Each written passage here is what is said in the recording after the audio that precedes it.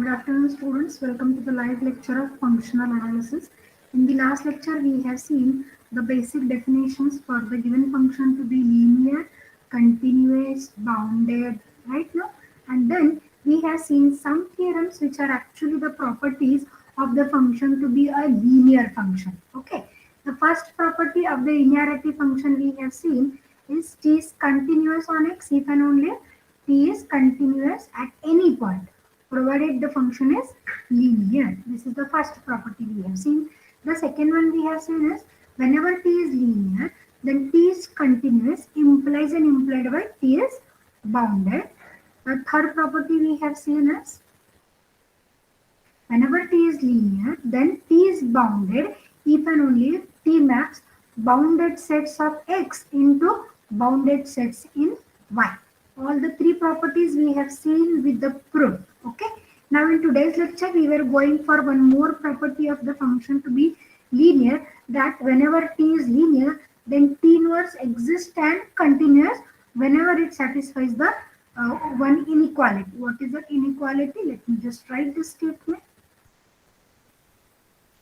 Okay.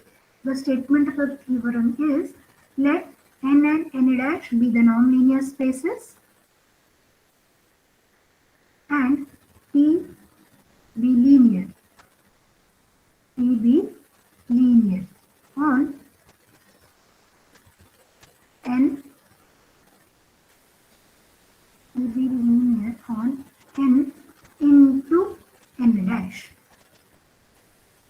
If T of n is the range of T of n is the range of T, then inverse, the inverse of the function T, that is T inverse is a symbol, no? The inverse T inverse exists and continuous. T inverse exists and continuous on its domain, of definition. If and only if there exists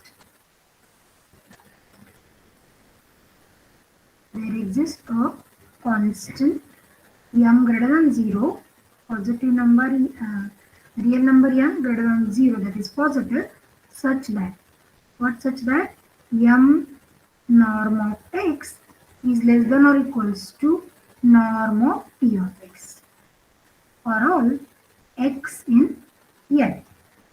Okay, let us try to understand the statement, right? Function is given to be linear. T function is given to be linear. And now what is the aim to show that the function, the inverse exists and is continuous on its domain. On its domain means what will be the domain for the inverse? Actually, the function is not given to be onto.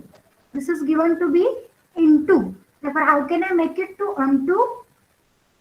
If I restrict the codomain to be the range of the function, then the function will be onto, right?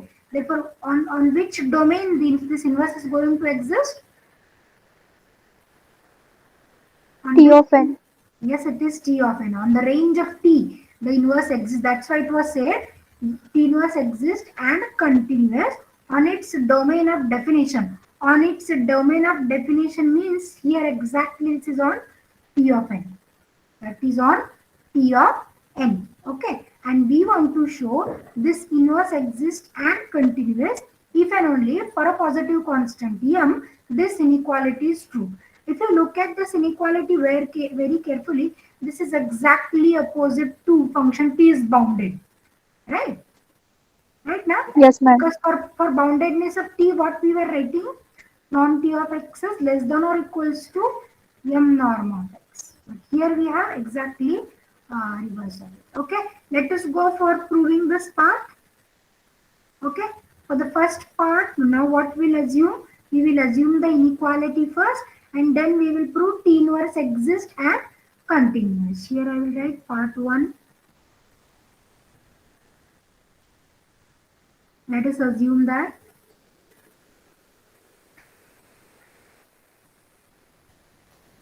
let us assume that m norm of x is less than or equals to norm of t of x for all x in n. Let me call this to be my statement number 1. Now what is the aim to prove? T inverse exists. What is one more condition essential for the existence of inverse? 1 1. If it is 1 1 and on 2. Yes, it is 1 1 and on 2. In both the conditions 1 1 and on 2, which is more stronger, 1 1 or on 2? 1 1. 1 1 is stronger because if the function is not onto, we can make it to onto by restricting the domain, right? Here we are doing the same thing. Actually, t is a mapping from n to n dash, which is given to be into. Therefore, if I restrict the codomain to be the range of t, then this t becomes onto. Therefore, more stronger condition is 1 1. Therefore, what I have to check for the existence of inverse? Simply 1 1 condition I have to check. How can I check this to be 1 1? Yes.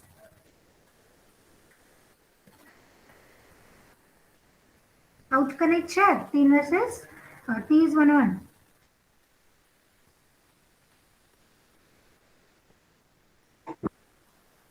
What should I do for proving T 1 1? T inverse of x1 equal to T inverse of x2 implies x1 equal to x2.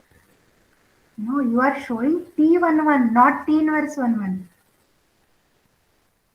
We will take any two Tx1 is elements. equals to Tx2 is equals Very to good. if and only if Very good. x1 is equals to.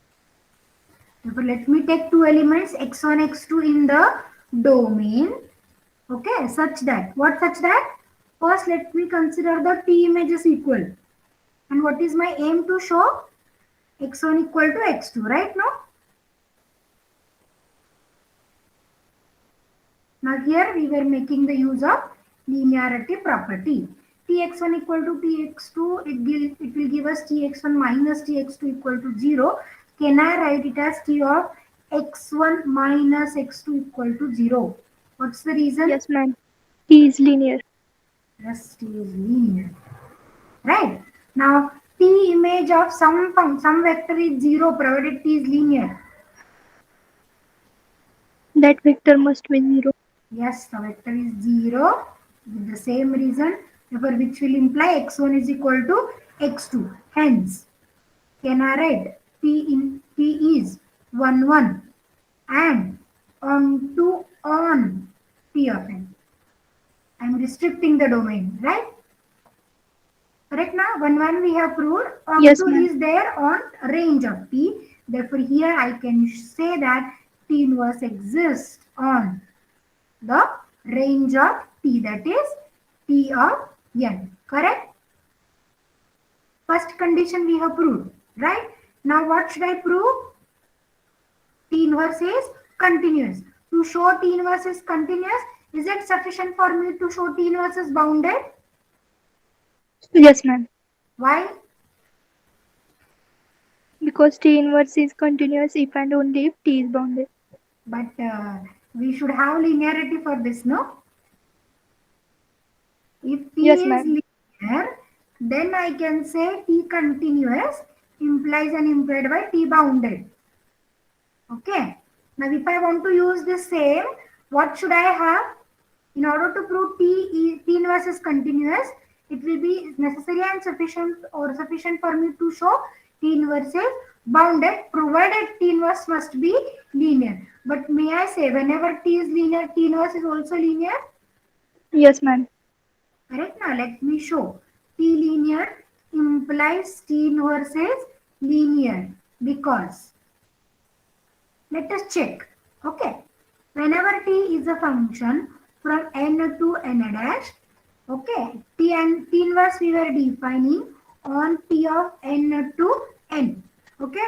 Now to check t inverse is linear or not, what I have to do? I'll take any two elements of that domain and I will check the linearity property. Okay. Therefore, let me take two elements y1, y2 in t of n.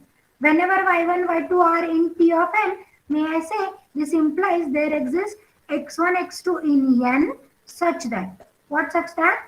y1 I can write as t image of some x1, y2 I can write as t image of some x2.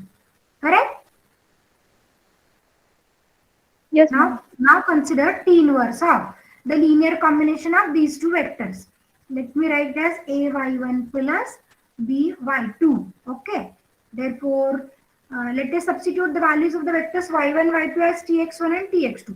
For I can write this as atx1 plus btx2. Okay. Now let me make use of linearity property of T. By using linearity, can I write this atx1 plus btx2 as T of x1 plus bx2? Which property I Yes, have ma'am. used?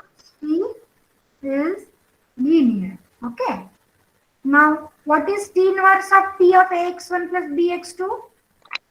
Identity AX1 plus Identity BX2. x1 plus bx2. But we know x1 is again ty1 and x2 is ty2.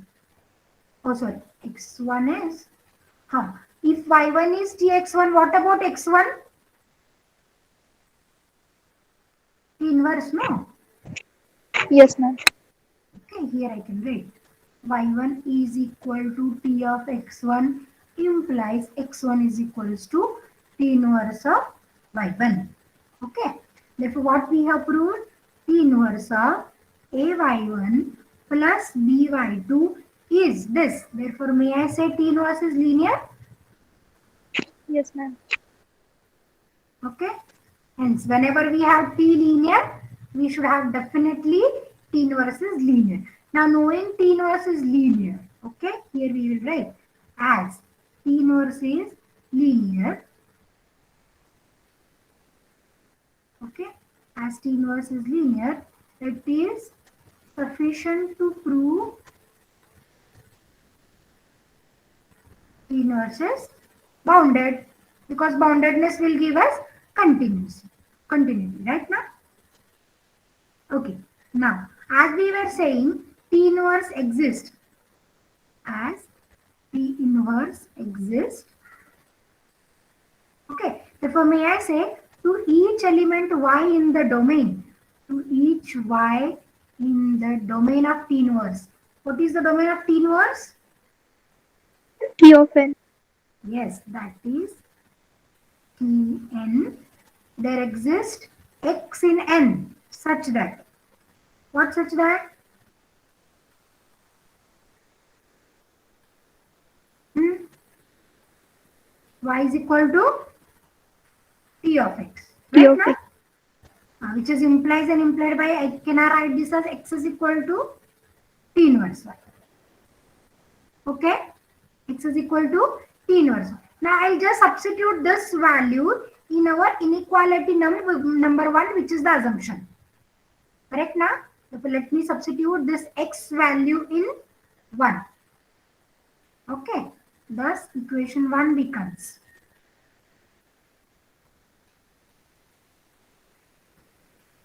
What is the equation 1?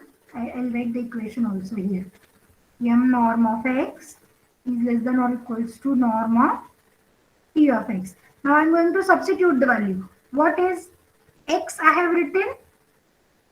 T inverse y, right? T inverse of. And what is this T of x? This is y. Okay. Right now? And what is this m? Yes. Let us assume that there exists m greater than 0, right? No. M is a positive real number. Okay. If m is greater than 0, can I shift it on the right side? Yes, ma'am. So can I write this as 1 by m into norm of y? Okay. If m is greater than 0, 1 upon m is surely greater than 0, right now? Yes, ma'am. Positive. Therefore, here can I say, by looking at this, may I say T inverse is bounded? Yes, ma'am. Yes, ma'am. This implies T inverse is bounded, and which will prove us that T inverse is continuous. Okay, first part of the theorem we have proved that whenever this inequality holds, the function whenever this inequality and function is given to be linear, then T inverse exists and is continuous. Now let me go for the reverse part. What I have to assume in the reverse part? T inverse exists and continues. Yes. Conversely, let us assume T inverse exists and is continuous on T of n. Shall I write directly on its domain, that is T of n? What to prove? We have to prove that inequality now. M norm of x is less than or equals to norm of P of x for all x in n. Okay. Now let me start with this arbitrary x in n, and knowing T inverse exists, we will find the value in terms of y also. Okay. Let x be any arbitrary element in n. Since T inverse exists, okay, may I say directly there exists y in Tn such that, see what I am writing? T inverse is actually a function from T of n to n, right? T of n to n. Now I have selected a vector x in n such that there exists an element y in the domain. What is the relation between the two? What is the relation between x and y? For every x in n, there exists y in Tn such that, yes, yes, students. T What? inverse of Yes, T inverse of y is x, x. which is implies and implied by y is equal to T of T x. of x. Let me call it as statement number 2. For an arbitrary element x, we have found y in T of n such that this relation holds. Now, what is another point given to us? T inverse is continuous. Therefore, may I say T inverse is bounded? Again, Yes, ma'am. again, T inverse is continuous and linear, I will write. Okay. Therefore, this will imply T inverse is bounded. Now, what is the property of T inverse is bounded? There exists k greater than 0 such that Yes, norm of there T inverse exists of x. k greater than 0 such that norm of T inverse of x less equal by. y I will write. Okay. Norm of Yes, T ma'am. inverse of y less than or equals to a into. Norm of y. Very good. Okay. Now let us just substitute the relation which we have written here. What is T inverse y? X, and y is T of x. Let me substitute the values. What is T inverse y? This is x, which is less than or equals to k into what is y? Norm of T of x. Now let me shift this k greater than 0 to the left hand side. It becomes 1 by k.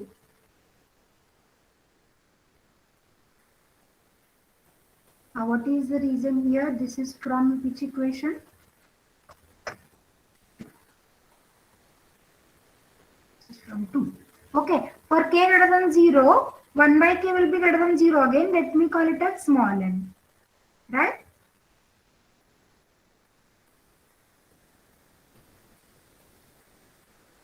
Okay. Thus we have proved the inequality. M norm of x is less than or equals to norm of T of x. Okay. Very simple thing. Just we have selected one arbitrary element x in n. Since T inverse exists, we can say there is y in Tn such that this relation hold. And knowing T inverse is continuous and linear, we know that it is bounded. And just by using the boundedness property of T inverse, we have proved that the given inequality holds. Okay? Understood the proof? If you have any difficulty, you can ask. Any difficulty with this? No, ma'am. Okay. If now, let us go to a next concept of norm of a bounded linear operator.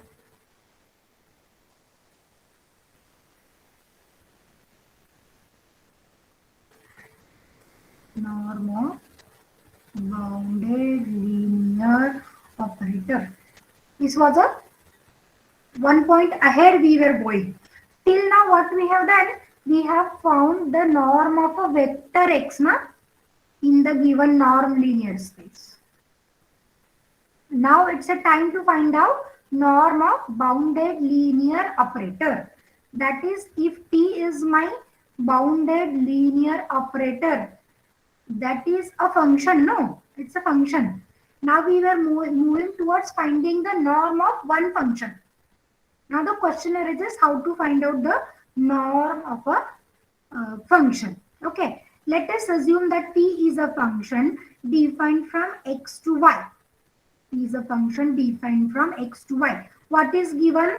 This is given to be bounded and linear. And as it is linear, may I say it is continuous as well? Yes, ma'am. Bounded, because linearity gives me bounded implies and implied by continuity. Okay. Now, whenever the mathematicians have thought about defining the norm of this kind of function, which is bounded, linear, and continuous. Okay. What aspect they have thought out, we'll try to discuss. Right. See, this is my domain. This is a t function, and this is somewhere it is y. Right. What kind of function this is? Bounded, linear, and continuous. Okay. If suppose in order to find out the norm of an operator T, we have to go for no doubt a domain. Because if we consider, we have to go for a codomain. Because if you consider in the domain, it will be norm of a vector only. Okay. What will be the T image of this vector? This will be T of x, no? And if I am interested in finding norm of T of x, then somewhere this T will get involved. Correct, no? If you find the norm of this x, T will not get involved. But if I will find out norm of T of x, this function T will get involved. Right now? Somehow this T is getting involved. Right? Now the question arises, how to identify, how to take a unique value of norm of T of x. Okay. Then some mathematicians have decided, let us find out norm of all the T images. Norm of all these T images, and we will take a supremum. We will take a supremum. But the question arises whether supremum exists or not. Whether supremum exists or not. Because we don't know whether this set norm T of x for all x in x is bounded or not. This is not clear. This is not clear. Because if this is bounded, then only the suprema exists, no? Yes, then ma'am. only the suprema exists. Therefore, in order to make this set to bounded, one more condition was added. Okay, do you remember the one theorem we have studied, that whenever a function, whenever a nonlinear space x is a nonlinear space, and it is complete whenever a closed unit sphere in it is complete. Right? Yes, ma'am. This is a theorem we have studied.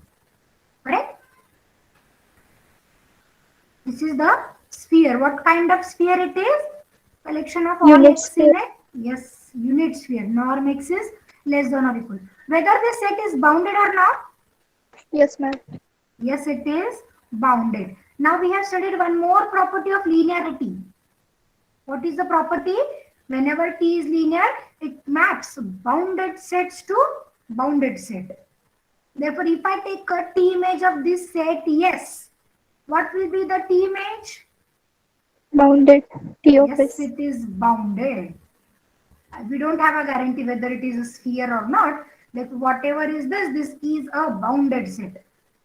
This T of S is bounded set. Now, coming to the conclusion, whenever TS is bounded, what kind of set this T of S is? This is collection of all T of x such that x is in S. Right? Or I can write collection of all T of x such that x is in x with the condition norm x is less than or equals to 1. This T of S is bounded. Now, if this T of S is bounded, norm T of X exists, then norm of every operator, every vector T of X is found, and we were going for finding the suprema value. Okay. Therefore, the suprema can be found now knowing T of S is bounded, and whichever gives the suprema value norm T of X is defined to be norm of T. Okay, try to understand what I'm explaining, why this is the concept I'm explaining. This is T of S. Somewhere here it is origin C. Now what we were doing, all the elements we were joining to this origin, right? And we were finding the norm value, that is the distance of all those vectors from the origin. Whichever distance will give you the supremum value will be considered to be norm of T. Will be considered to be norm of T is the definition of your norm of a function, norm of bounded linear function. Is it okay? Understood this point? Yes, ma'am. Okay. Now let me write the definition then. This is just a history I told you, right? So let me write a definition. Let X and Y be the non-linear spaces and T be a bounded linear function or transformation of X into Y. X into Y. We define norm of function T by, okay, how this is defined, norm of T is taken to be supremum norm of T of X. Norm of T of X provided X is in X, and which condition we should have? Norm X is less than or equals to 1. Okay, why this condition is essential? Because if S is bounded, then only T of S is bounded. And if T of S is bounded, then only the suprema of this kind of set exists. Correct now? Yes, ma'am. Okay, that's why we were saying that S is bounded. What kind of set is taken under the consideration? Unit sphere is taken. Okay, therefore this norm is usually called as operator norm. This norm is usually called as operator norm. Okay, getting me or not? Okay, Yes, so ma'am. whatever is your this X Y domain you have, in that you have one set T of S which is bounded. Right now, this is bounded. What is the meaning of T of S is bounded? Y in T of S. What is the nature of Y in T of S? Is of the type T of X. Right now, for X in X. And according to the bounded set definition, norm of Y must be less than or equals to some constant. That is, norm of T of X is less than or equals to some K. Therefore, this set we will get bounded. Correct now? This set we will get bounded. If this is bounded above, therefore suprema exists. Correct? This is the definition of operator norm. Any difficulty in the definition if you have, you can ask me. Okay, let me repeat. If this T of S is having origin somewhere here, say, okay, then how this norm could be found? Plot these points in S, okay, join all the points to origin, find the norm. Finding norm means what? You are finding the distances. Right now, this is say norm of T of X1. Say this is norm of T of X2 and so on, right? Whichever will give you the suprema will be assumed to be norm of T. Correct? Okay, understood how the operator norm can be found? Yes, ma'am. Okay, now we were going for an important theorem that instead of this set only, we can find the operator norm by three more definitions. Okay, let us see how it is. Let me write this as an X theorem. Let T from X to Y be a bounded linear operator. Okay, then norm T can be expressed by any one of the following. Any one of the following formula. One formula we have seen in the definition. Three more we have. Let me write. First is norm T equals to the original definition. What is the original definition? Supremum norm T of X such that X is in X provided norm of X is less than or equals to 1. Second definition, norm T equals to supremum norm T of X, X in X, such that now here we were considering norm X equal to 1. What is the relation? What is the difference between norm X less than or equals to 1 and norm X equal to 1? Yes. Here we have whole closed unit sphere, na? Means that is in boundary including interior points. Here norm X exactly equals to 1. 1 means which points do we have?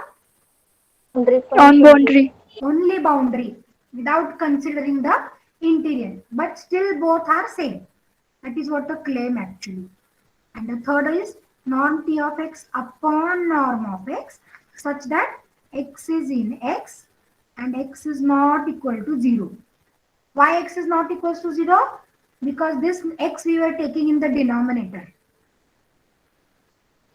And fourth is, now this is by inferior. Inferior value K such that K is greater than 0, norm T of X is less than or equals to K into norm of X for all X in X. Okay? Inferior is such a positive constant which is used in the definition of boundedness of T. Such an inferior also can be considered to be norm of this T. That is, this norm T is actually the smallest bound, smallest positive number satisfying this inequality. Correct, no? Norm T is the Yes, ma'am. smallest such a constant which is satisfying this inequality. Now our aim is to show norm T can be expressed by any one of the following formula. Means all those formulas are equivalent, no? This we want to show. Yes, ma'am. Okay. Now to show all the four formulas equivalent, we will proceed with considering M1 to be the right hand side of 1, M2 to be the right hand side of 2, M3 and M4. And finally we will show that all these are same. M1 equal to M2 equal to M3 equal to M4. Okay. Let me proceed for the proof. Let me make it very clear what is my M1. M1 is RHS of statement number 1. M2 is RHS of 2. M3 is RHS of 3. And M4 is RHS of 4. Okay. Now what will be the claim to show all these statements M1, M2, M3, M4 are same. For this, let us start with the relation between norm X less than or equals to 1 and norm X equal to 1. Can you tell me which one will be a subset of the other? Norm X equal to 1 and norm X less than or equals to 1. Norm X equal to 1 is subset of norm X less than or equal to 1. Very good. Okay. Therefore, by using this relation, may I write? We know that. What I am going to write is, I am collecting all the elements of X such that norm x equal to 1, and I can write this is subset of collection of all x in x such that norm x is less than or equals to 1. Correct? No? This is a clear relation. This is only boundary we have. This is the boundary of unit sphere. And this is interior and boundary both. Interior and boundary of unit sphere. Okay. Now what I will do, I will take t measures of both the sides. Can I write this as t of x? Such that norm x is less than or equals to 1. X in x, no doubt. Therefore, may I say the t image will be also a subset? Yes, ma'am.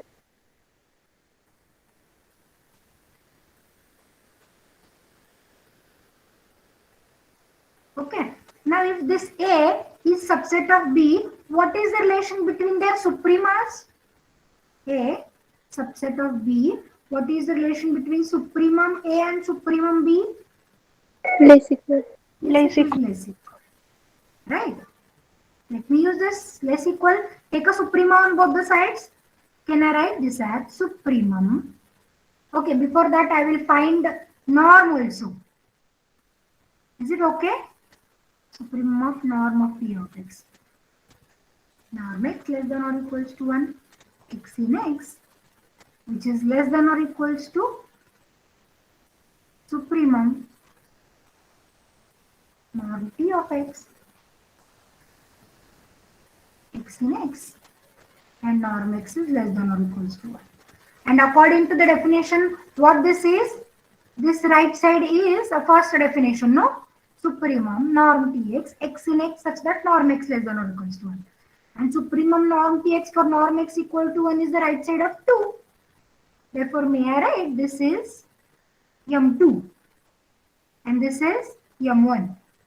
And the relation is less than or equals to, let me call it as statement number 1. Okay? Is it okay or not? Yes, ma'am. Okay. Is there any difficulty that I have taken a norm here? Actually, the elements, A is a subset of B. Therefore, if I find out the distance of the elements in A, will be surely less than or equals to distance of elements in B, no? Or you can say the set of vectors or distances of A will be again a subset of set of distances of B. This set of distances of A vectors in B. Okay. For the first inequality we have obtained is M2 less than or equals to M1. Now I will start with the third definition, M3. What M3 is? Supremum norm T of x upon norm of x. X in x, x non-zero. Let me start with this. Supremum norm T of x upon norm of x, x in x, and surely x is non-zero. Okay. Now let us make use of this linearity property to change this, because norm x is a scalar. No, norm x is the scalar. That scalar I can take in the norm. Such, how can I take? This is T of x upon norm of x, right? Yes, ma'am. Which property I had used? T is linear. No. Norm I have shifted inside the norm. This norm x I have shifted inside the norm. This property I have used. Yes, ma'am. Now I will use linearity property, knowing this norm x is scalar. Right now, how can I use the property? May I write this as T of x upon norm of x.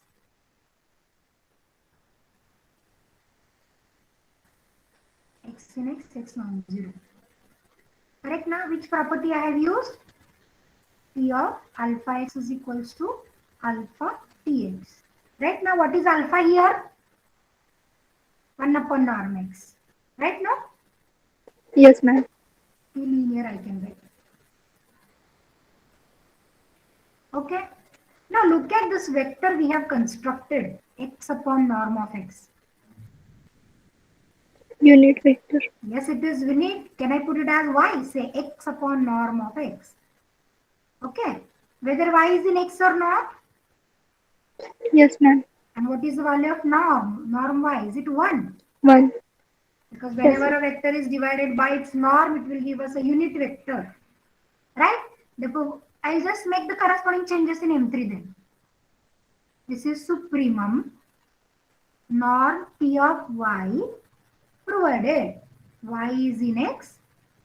No need to write x non-zero, no, because by using x non-zero only we have defined y. For which yes, condition ma'am. I will put norm y equal to 1. Now tell me what this is. This is right hand side of 2. Right now, norm tx, x in x, norm x equal to 1. Therefore, may I say this M3 is equal to M2? Yes, ma'am. Call it as Yes, ma'am. equation number 2. We were just establishing the relation between all those right hand sides. Because final aim is to show that all the 4 right hand sides are same or equivalent, right? Now, again I will start with M3.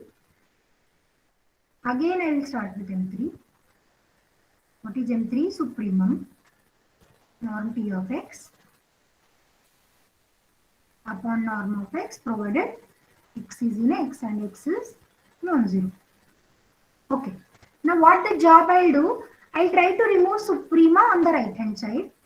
Then what is the relation between M3 and an arbitrary element?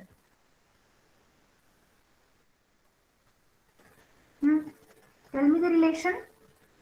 M3 is one of the supremum value. M3 is the supremum value of this set. Less Then equal. what is the relation between M3 and arbitrary element of a set? Yes? Less equal, ma'am. Is it less equal? No, ma'am. Greater equal. Anyone else? Is there any confusion? Which inequality we have? Greater equal is the next one. Yes, it is greater equal, right? Because it is suprema, no? Yes, Relation ma'am. between suprema and arbitrary element is suprema is always greater. Therefore, M3 is greater equal. Therefore, can I write this as M3 norm of x is greater equal by norm of T of x. Let me just flip this inequality. Norm of T of x is less than or equals to M3 into norm of x. Okay. Now check out the definition of M4. What is M4 we have? This is inferior such a k which satisfies norm T of x is less than or equals to k into norm of x. Okay. Therefore, may I say by this definition, M4 is actually the smallest value or the infima value. Because this I am considering M4 now. Therefore, M4 is infimum value satisfying this above inequality. Right? Then you tell me a relation between M4 and this M3.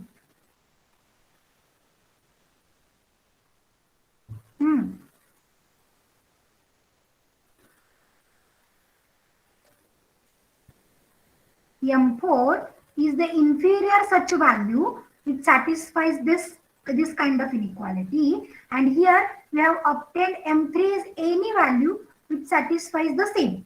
What is the relation between M4 and M3? This is Less infimum. equal. Yes, it is less equal. Correct, no? Yes, I ma'am. hope I am making it very Yes, ma'am. clear.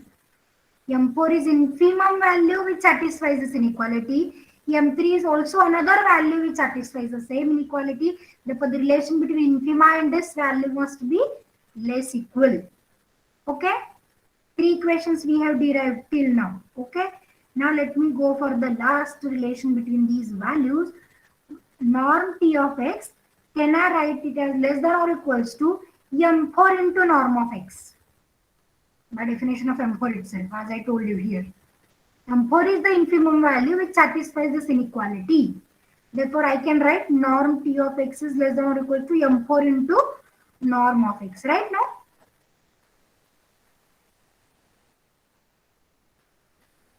This is by definition of M4.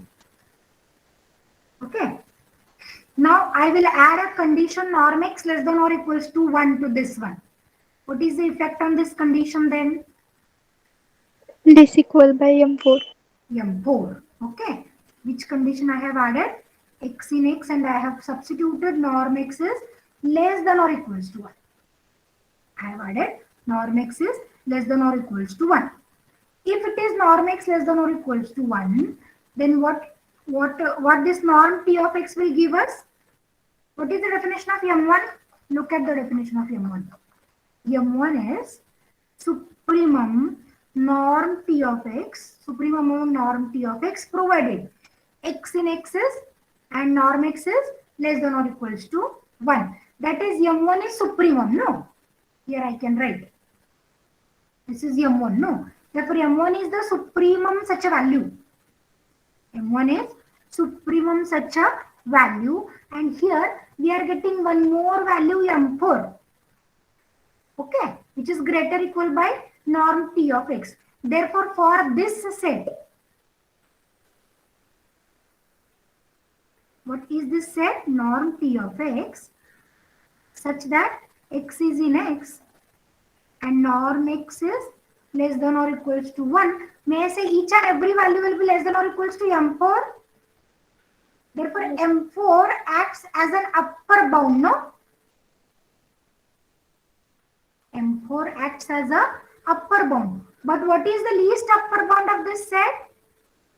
M1. M1 is least upper bound. Now, can anyone tell me a relation between least upper bound and upper bound? Less equal. Right? M4 is arbitrary upper bound of this set. That of M1 is least upper bound, and therefore M1 is less equal by M4. Thus, this is my fourth statement. Now I'll just write all these four statements from 1, 2, 3 and 4. Okay, I will just write all the statements again. In 1 we have proved M2 less than or equals to M1. Check. M2 less than or equals to M1. What we have proved in 2? M3 equal to M2. Let me write. M3 equal to M2 we have proved. What we have proved in third? M4 less than or equals to M3. M4 less than or equals to M3. And lastly, we have proved M1 less than or equals to M4. Now, some conclusion we have to derive from these four inequalities. Okay. What I'll try to do, I'll try to write the inequality in my style. What I will do, I will start with M1. I will start with M1.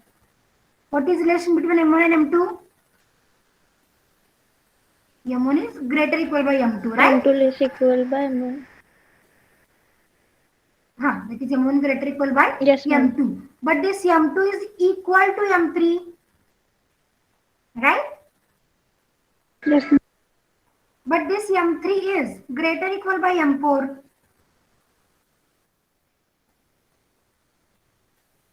Correct? M3 Yes, is greater ma'am. equal by M4 and M4 is greater equal by M1. M1. M1. Now you tell me the relation M1. between all. Okay. Now you tell me the relation. M2 equals to M3 we have. What is the relation M4 equal to between M1. M1 and M2? Look at this. M1 greater equal by M2 greater equal by M1. M2 equal to M1. Right. Next. What is the relation between M1 and M4? M1 M1 equal to M4. M4. Okay. Now M1 equal to M2, M2 equals to M3, M1 equals to M4. Now what is the relation between M3 and M4? M3 equal to M4. M3 equal to M4. So may I write directly? All these are equal. M1 equal to M2 from this red mark. M2 equals to M3 we have already. But this M1 is equal to M4 also. Right? Therefore all these four are equal. Okay? Hence all four statements are equivalent. Therefore, in order to find out the norm of operator, you can use any one of the four statements according to the convenience. Either you can use suprema norm tx, norm x less than or equals to 1, norm x equal to 1, or this also norm tx less than or equals norm tx divided by norm x provided x non-zero, or this is inferior. Okay. Now let me just put one note here by using the fourth definition. What is the fourth definition tells us? This is inferior. Okay. Before that I will write from 3. First note. From 3. What is the relation? The norm T of x. Suprema I wanted to remove. So this is norm T. Na? Norm T. Suprema is always greater or equal by an arbitrary term. And one can write this as norm T of x is less than or equals to norm T into norm of x. Is it okay? Yes, ma'am. And from 4, norm T is infimum value satisfying norm T less than or equals to k into, okay, norm T of x it is, k into norm of x. Right? Norm T is the inferior one. This is what we were getting. 2 points is clear from the 4 statements. Any difficulty in the proof of this equivalent statements? No, ma'am. If not, we will stop for today. In the next lecture, we will go for some examples depending on the definition of operator norm. Thank you for being with me for this lecture.